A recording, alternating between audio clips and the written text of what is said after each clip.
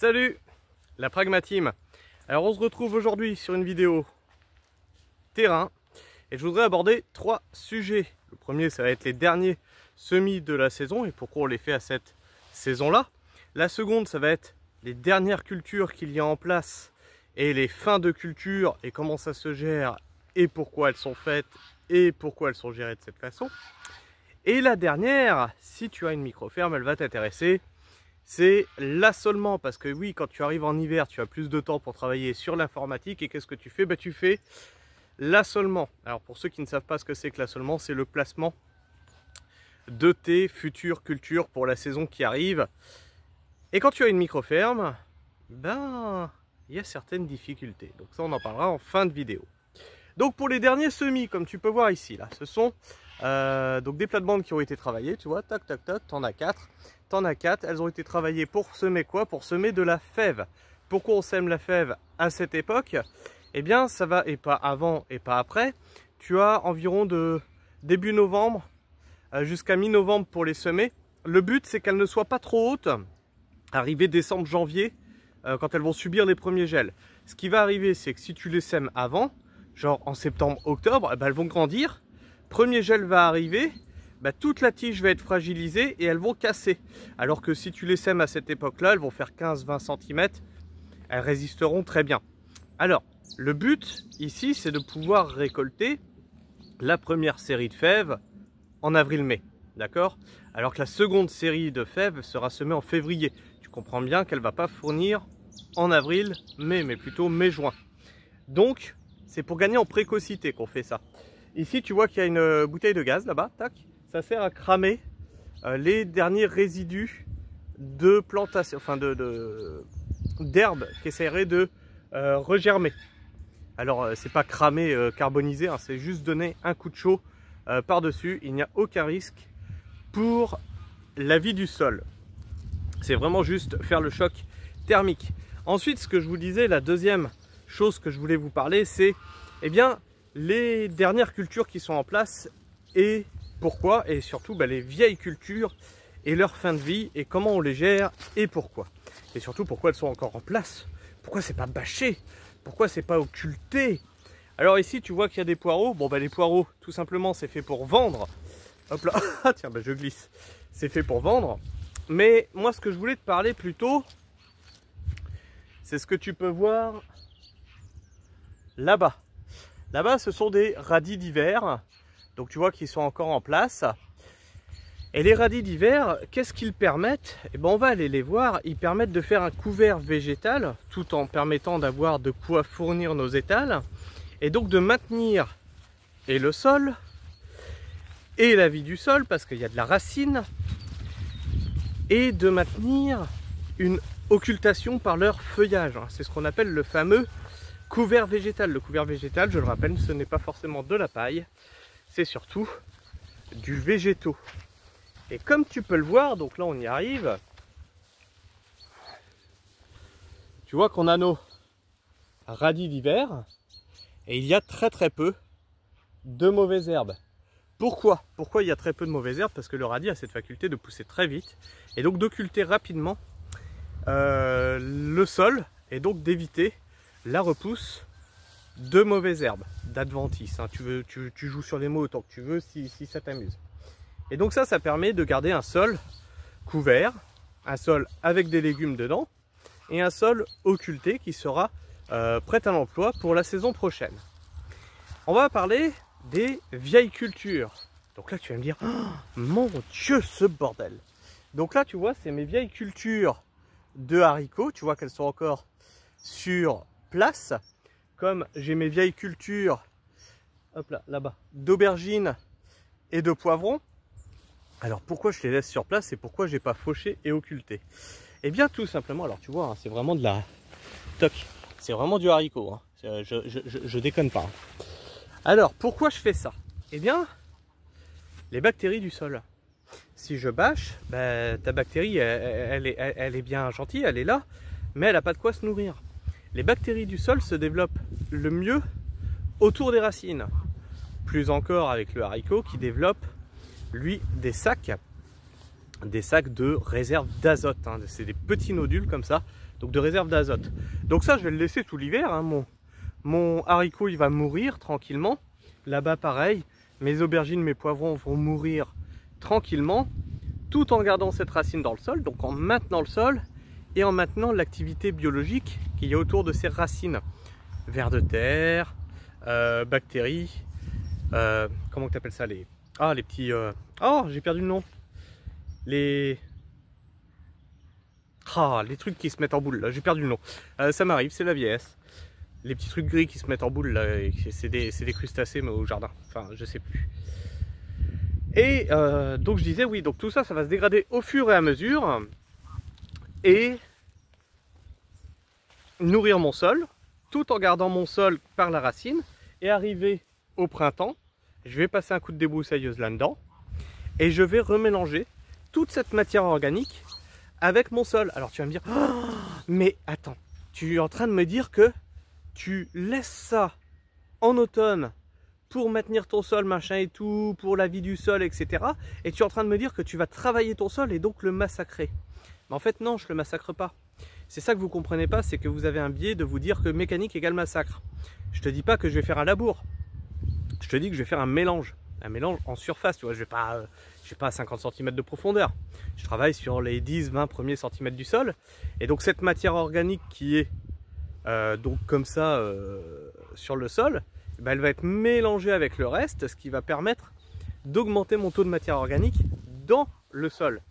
Et donc de nourrir encore plus la macrobiologie et la microbiologie, hein. Les bactéries, plus les lombrics et autres scolopendres, etc., etc. Ce qui m'a permis de gagner en texture de terre, comme c'est pas permis. Hein. Si on se rappelle du sol de départ ici, c'était une catastrophe. Hein. Si j'avais écouté tous les anti, oh là là, tu utilises une motobineuse, mon Dieu, tu massacres ton sol. Ben mon sol, il n'en serait pas à ce point-là, et il serait pas aussi vivant qu'aujourd'hui. Donc ici, tu vois, c'est ce que je te disais. Il reste mes restants d'aubergines, tu vois, qui sont là, et mes restants de poivrons qui sont ici. Et donc tout ça, ça me permet de garder en place. Alors effectivement, je ne sème rien d'autre derrière, mais faut dire que ça reste très très longtemps en place. Attends, il y a le soleil derrière. Ça reste très très longtemps en place, hein, jusqu'à fin septembre, on récolte, voire même encore en octobre. Donc tu comprends qu'en octobre, ben, il n'y a plus grand chose à semer derrière. Tu vas me dire, bah si, il reste encore des radis que tu pourrais semer derrière. Avec des radis, tu comprends, on en a beaucoup trop. Hein. T'en as encore là, tu vois. Toc, t'en as encore derrière moi, t'en as là. Tu vois, il y en a énormément des radis déjà sur l'exploitation. Donc je peux pas mettre des radis partout. Déjà Sabrina m'a demandé, hop là encore le soleil derrière. Sabrina m'a demandé de justement, on va parler à seulement, de diminuer le nombre de modules de radis. Parce que j'en ai beaucoup trop et elle n'arrive pas à les écouler sur ses étals. Donc c'est de la semi-perte, hein, puisque tout ça, ça part soit dans la famille, soit aux animaux, les lapins, les poules, etc. Donc c'est de la semi-perte et de toute façon, même si ça n'était pas vendu, ça reste un couvert végétal qui est valorisable. Alors après oui, ça coûte un peu d'argent, donc c'est un peu con de balancer des graines de radis juste pour faire un couvert végétal. Donc l'assolement, le fameux assolement maraîcher. Alors l'assolement, c'est placer ses futurs légumes et ses futurs enchaînements de légumes, hein, qu'il va y avoir sur l'année. Hein. Exemple, après des oignons, tu peux faire du chou, tu peux faire de la carotte, tu peux faire du radis d'hiver. C'est ce que tu pourrais faire après des oignons, tu vois. Donc il faut que ça s'enchaîne. Tu as très peu de surface, d'accord? Tu es sur une micro-ferme, tu as très peu de surface. Donc tu n'as pas le temps de laisser une place, tu vois, sans rien dessus pendant tout un temps. Si tu l'utilises que 3 mois dans l'année, ben t'es pas dans les clous. Ce qu'il faut quand tu es en micro-ferme, hein, sur une toute petite surface, ben, c'est faire du travail de chirurgie. Hein. C'est faire du travail de chirurgie, c'est-à-dire que une place à un endroit peut te servir à faire déjà plusieurs cultures en même temps. Genre, on a prévu de faire tomates plus oignons l'année prochaine. Puis une fois qu'on enlève les oignons, mettre les navets en place, tu vois. Donc sur la zone qui est toc, tu vas la voir, qui est là-haut avec les cadres, tu vois, ça c'est les cadres pour accrocher nos tomates. Donc les tomates sur un rang qui partent en 2 lianes, plus les rangs d'oignons et d'ail sur la plate-bande. Et une fois qu'on arrache les oignons et les ails, eh bien on envoie des navets qu'on aura fait en semis en plaque alvéolaire, parce qu'on ne pourra pas passer le semoir sur une plate-bande qui est déjà prise par de la tomate. Donc ça c'est à réfléchir, tu vois, c'est à réfléchir. Donc ça te permet sur la même plate-bande d'avoir 3 cultures, tu vois, dans la saison, dont des cultures longues. La tomate est une culture longue. Exemple pour les pommes de terre, elles sont arrachées en mai. En mai, tu as une suite. Échalote par exemple. Toc. Il faut que tout de suite derrière, tu aies un truc qui suive. Tu peux pas laisser la place, surtout quand tu arrives en mai. En mai, c'est l'époque de grande plantation. Tu peux pas te permettre de laisser la place libre. C'est ça que j'essaie de te dire. Tu ne peux pas te permettre d'avoir des places libres trop longtemps. Alors tu peux avoir des places libres hein, pour faire un engrais vert l'hiver, etc., etc. Mais tu ne peux pas te permettre de l'avoir libre trop longtemps. Et donc se pose ensuite la question de, eh bien, qu'est-ce que je vais mettre en place? Qu'est-ce que je vais mettre en place sur mes plates-bandes? Eh bien ça va dépendre de toi, ça va dépendre de tes marchés, ça va dépendre de ton contexte, j'allais dire géologique, géographique, ça va dépendre de ton contexte géographique. Exemple, nous, on a complètement arrêté de faire du panais, parce que ça ne se vend pas. De la poire de terre, parce que ça ne se vend pas. Sabrina m'a demandé de réduire mes quantités de radis, mais d'augmenter mes quantités d'oignons et de carottes. Donc tu vois, tout ça aussi, ça va dépendre de tes ventes, et de comment ça se vend, et de ta clientèle finalement, de ce qu'elle a besoin. Mais il va falloir aussi réfléchir à être rentable. C'est-à-dire que, ok, moi je veux bien faire plus, par exemple, je vais te prendre un exemple tout con de quelque chose qui n'est pas rentable.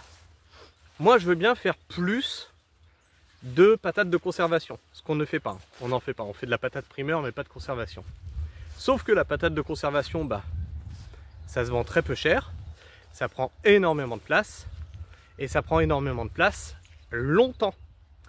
Donc moi je veux bien faire que de la patate de conservation, mais mon entreprise, elle va pas durer très longtemps finalement.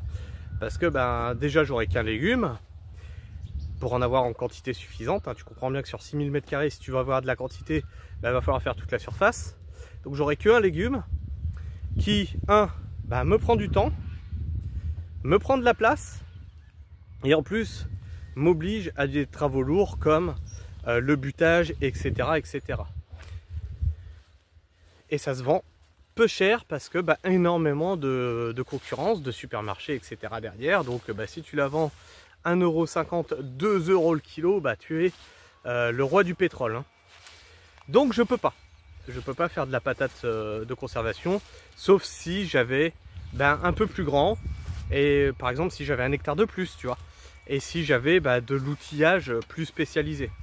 Alors en micro-ferme c'est pareil, hein. Vous allez souvent partir sur l'appréhension de l'outillage mécanisé. Alors il faut savoir qu'avec Sabrina on a fait ce calcul là, très simple. Quand tu es jeune, alors je commence à devenir moins jeune, hein, j'ai 45 ans maintenant. Quand tu es jeune, enfin l'année qui arrive, pour le moment j'ai que 44. Quand tu es jeune, en pleine forme, etc., tu vas pouvoir te permettre plein de trucs. Parce que tu es dynamique. Et on avait calculé que jeune, en pleine forme, etc., à 2, on peut gérer 1 hectare. À 2, on peut gérer 1 hectare. Mais c'est intense, hein, c'est intense. Donc là, on est sur 6000 m², on pourrait gérer 4000 m² de plus, tu vois. Au-delà d'1 hectare, tu es obligé de partir sur quelque chose de plus mécanique. Alors je te dis pas que ça va être ultra mécanisé. Je te dis que tu vas devoir t'appuyer sur de la mécanique. Ou de la main-d'œuvre. Ou de la main-d'œuvre. Mais je te rassure, je t'assure tout de suite, qu'avec les bénéfices que tu sors, tu n'auras pas de quoi te payer de la main-d'œuvre. Donc, un vieux tracteur, un vieux micro-tracteur, nous, si on devait partir sur plus d'1 hectare, on partirait sur du micro-tracteur, je pense. Ça sert à rien d'aller plus haut. Un hectare, t'as pas besoin du gros truc, tu vois, machin et tout. Mais le micro-tracteur sera intéressant. Alors, tu vas me dire, ouais, t'as un motoculteur ici. Oui, bah, le motoculteur, il a aussi ses limites. Hein, il est limité aussi de par la surface. Ça, c'est prévu déjà pour 3500 m². Tu vois qu'on les dépasse déjà par rapport à l'utilisation qu'on en fait. D'autant que celui-là, donc celui qui est là, tac, il est réparé. Mais on a vu avec Sabrina, tu vois, on a essayé de remettre les fraises en route. Il n'y avait pas qu'un problème moteur, il y a aussi un problème à la prise de force. Donc lui, il va nous servir maintenant plus qu'à tracter des choses, des remorques. Et puis la motobineuse suffit très très bien à travailler finalement le sol. Ça permet d'ailleurs de faire un travail plus grossier et donc de moins chambouler la vie du sol. Vraiment faire un travail de mélange. Ça fait moins mixeur en fait la motobineuse. Donc bah écoutez, voilà, je crois que j'ai fait à peu près le tour de ce que je voulais vous dire. Les fins de culture, les assolements, comment les gérer. Et puis bah écoute, si tu as des questions, bah, pose-les en commentaire et puis je verrai à y répondre en cours de route. Donc tu vois, là on arrive en novembre. Théoriquement, novembre, ton assolement doit être fait pour préparer bah, tes futures commandes de graines et ta future préparation bah, pour l'année qui arrive. Et puis théoriquement, si tu le fais bien, ton assolement, ça te permet, parce que tu vas être dans le rush hein, l'année d'après, la saison, ça te permet en fait de juste suivre l'assolement, d'éteindre le cerveau. Tu y as réfléchi là pendant un mois, tu éteins ton cerveau et tu n'as plus qu'à suivre la liste de ce que tu t'es prévu. Si c'est bien fait, hein. Bon, je te cache pas que souvent il y a des petites surprises pendant l'année, mais ça se gère très bien si c'est bien fait. Donc ça, faites gaffe à ce point-là, c'est vraiment le point noir du travail du maraîcher. Prends le temps de bien faire ton assolement. Si vous travaillez à deux, si c'est pas toi qui fais les marchés, prends le temps de discuter avec la personne qui fait les marchés, de lui demander est-ce que ça se vend, dans quelle quantité, est-ce que tu en as eu assez, est-ce que tu as eu des manques, etc. Moi, Sabrina, je lui ai demandé de me faire une liste. Je lui ai dit, je vais faire l'assolement, mais je ne le referai pas 3 fois cette année. Oui, parce que l'année d'avant, elle me l'a fait faire 3 fois. Une fois que j'avais fini, elle m'a dit, ah ben non, mais ça finalement t'enlèves, je préfère que tu mettes ceci, cela. Donc j'ai dû le refaire 3 fois et ça prend du temps à faire. Alors je lui ai dit, tu m'écris sur une feuille tout ce qui n'a pas été pour toi cette année, tout ce que tu veux en plus, tout ce que tu veux en moins, etc. Et comme ça, je l'ai fait qu'une fois et je me suis mis, tu vois, à fond dedans, comme il faut, avec toutes les préconisations de la personne qui fait la vente et qui a la charge de la clientèle. Donc hein, si vous travaillez à deux, évitez-vous des frictions et communiquez bien. La communication dans ce genre de travail est très importante. Je vous fais la bise, la Pragma-Team. Prenez soin du sol et restez pragmatiques. Ciao.